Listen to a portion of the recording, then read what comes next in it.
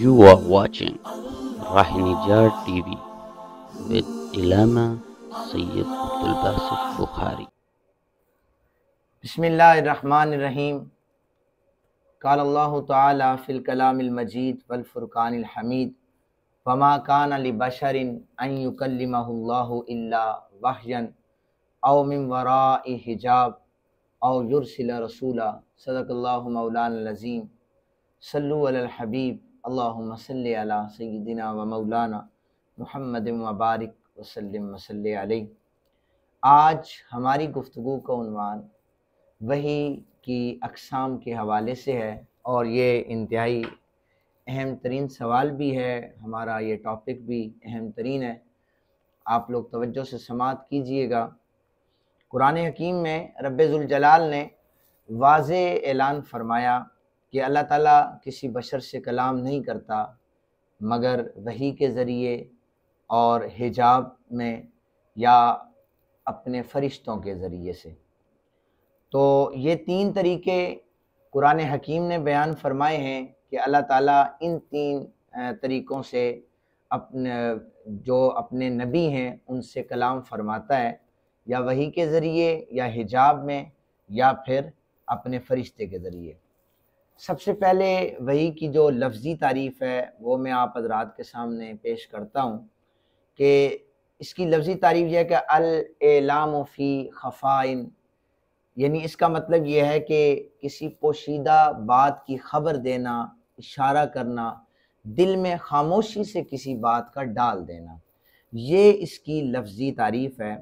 और इसकी जो इस्तिलाही तारीफ़ है वो ये है कि अल्लाह ताला का अपने रसूलों तक फ़रिश्तों के ज़रिए से पैगाम पहुँचाना, जैसे मैंने आयत पढ़ी है, या पर्दे में अल्लाह ताला का कलाम करना, जैसे हज़रत मूसा कलीमुल्लाह आपके साथ अल्लाह ताला कलाम फरमाते थे, या बराए रास्त अल्लाह ताला नबी पाक सल्लल्लाहु अलैहि वसल्लम से ख़ुद कलाम अपने अंबिया से ख़ुद कलाम फरमाता है।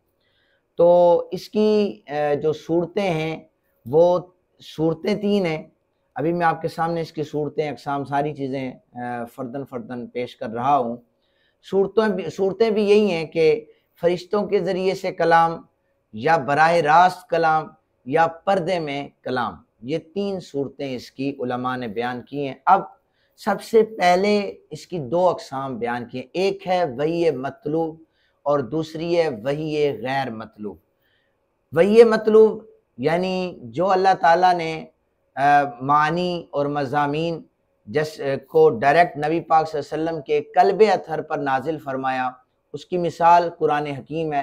कुरान हकीम जो है ये वही मतलूब की ये अक़साम में से किस्म है। वही मतलूब कि नबी पाक सल्लल्लाहु अलैहि वसल्लम के कल्बे अतहर पर जो कुरान पाक का नुज़ूल हुआ, ये वही मतलूब के ज़रिए से हुआ। वही गैर मतलूब ये है कि आका करीम सल्लल्लाहु अलैहि वसल्लम के कल्बे अतहर पर वो चीज़ें नाजिल फरमाई और मज़ामीन और मानी के लिहाज से, और वो चीज़ें आका करीम सल्लल्लाहु अलैहि वसल्लम ने अपने सहाबाए किराम रिदवानुल्लाहि ताला अन्हुम अजमाइन को अपने अमाल के ज़रिए से, अपने अक़वाल के ज़रिए से, अपने अफ़ाल के ज़रिए से वो सहाबाए किराम तक पहुँचाई। ये वही गैर मतलूब है। बुनियादी तौर पर वही की तीन अक़साम फिर बयान की गई हैं। एक है वही कल्बी है, और एक है कलाम इलाही, और तीसरी है वही मलकी। वही कल्बी ये है कि फ़रिश्ते इसमें मौजूद नहीं होते और डायरेक्ट अल्लाह रब्बे ज़ुल जलाल यानी बराह रास्त अपने नबी सल्लल्लाहु अलैहि वसल्लम से कलाम करता है। और ये मेराज की रात जब नमाज का तोहफ़ा और रोज़ों का तोहफ़ा ये दिया गया, तो ये बराह रास्त किसी फ़रिश्ते का वास्ता बीच में मौजूद नहीं था, अल्लाह ताला ने कलाम किया, इसे वही कल्बी कहते हैं। फिर इसी तरह कलाम इलाही के ऐसी आवाज़ जो मखलूक़ात की आवाज़ से जुदा गाना होती है और उसका इदराक ज़हन नहीं कर सकता, ये कलाम इलाही, ये नबी पाक सल्लल्लाहु अलैहि वसल्लम को, हमारे पाक नबी सल्लल्लाहु अलैहि वसल्लम को ये शर्फ़ अल्लाह ताला ने अता किया है कि आपने डायरेक्ट कलाम इलाही आका करीम सल्लल्लाहु अलैहि वसल्लम से डायरेक्ट कलाम किया। वही मलकी ये है कि इसमें फरिश्तों के ज़रिए से वही का नुज़ूल होता है। अब इसके भी आगे 3 अक़साम लिखी गई हैं कि सबसे पहले कि फ़रिश्ता नज़र ही नहीं आता और आवाज़ आ रही होती है। दूसरी किस्म ये है कि फ़रिश्ता इंसान की सूरत में आता है। और ये तीसरी किस्म है कि फ़रिश्ता जो है ये कभी कभी अपनी असल सूरत में आता था। ये मैंने 3 अक़साम वो बयान किए हैं वही मलकी के हवाले से। अब ये जानना है कि हमारे आका नामदार मदनी ताजदार सल्लल्लाहु अलैहि वसल्लम पर वही का नुज़ूल किस तरह होता। तो हज़रत सय्यदा आयशा सिद्दीक़ा रज़ियल्लाहु ताला अन्हा इस हदीस पाक को रिवायत फरमा रही हैं। आप कहती हैं कि हज़रत हारिस ने पूछा, या रसूल अल्लाह सल्लल्लाहु अलैहि वसल्लम, आप पर जब वही का नुज़ूल होता है उस वक्त कैफियत क्या होती है? हुज़ूर ने फरमाया कि बाज़ औक़ात मुझे घंटी की आवाज़ सुनाई देती है। सलसलतुल जर्स के अल्फाज हैं हदीस मुबारका में कि मुझे घंटी की आवाज़ सुनाई देती है और ये इंतहाई सख्त तरीन मरहला होता है जब घंटी की आवाज़ सुनाई देती है। हुज़ूर नबी रहमत सल्लल्लाहु अलैहि वसल्लम ने फरमाया, हज़रत आयशा पाक ने रिवायत किया कि सख्त सर्दियों के मौसम में आका करीम सल्लल्लाहु अलैहि वसल्लम की पेशानी से पसीना मुबारक टपक रहा होता था, चेहरा मुबारक सुर्ख हो जाया करता था। इसी तरह हज़रत ज़ैद बिन साबित ने कैफियत बयान की। हज़रत ज़ैद बिन साबित कहते हैं कि नबी अकरम सल्लल्लाहु अलैहि वसल्लम पर एक दफ़ा वही का नुज़ूल हुआ तो आका करीम सल्लल्लाहु अलैहि वसल्लम की रान जो है ये मेरी रान के ऊपर थी। तो इतना बोझ मुझे महसूस हुआ, लगता यूं था कि मेरी रान अभी इसी वक्त टूट जाएगी। इतना वज़न जो है ये उस वही की कैफियत के दौरान जो कैफियत होती थी उसमें होता था।